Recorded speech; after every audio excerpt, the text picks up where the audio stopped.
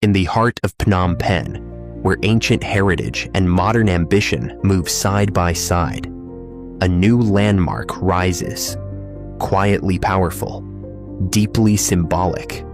This is the National Bank of Cambodia Tower, a reflection not only of economic strength, but of the enduring spirit of a nation shaping its future.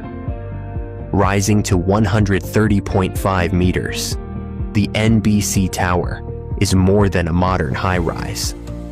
Its architectural vision draws inspiration from Koh Ker Temple, once the capital of the Khmer Empire, an ancient language of form that speaks of stability, order, and legacy. Every vertical line echoes the stepped geometry of Khmer temples, expressing harmony between history and progress. Here, tradition is not frozen in time. It is reimagined, shaped through modern engineering and contemporary design. As glass installation advances, the tower's identity comes into focus. Transparency meets strength, mirroring Cambodia's growing confidence in its financial system, governance, and economic direction.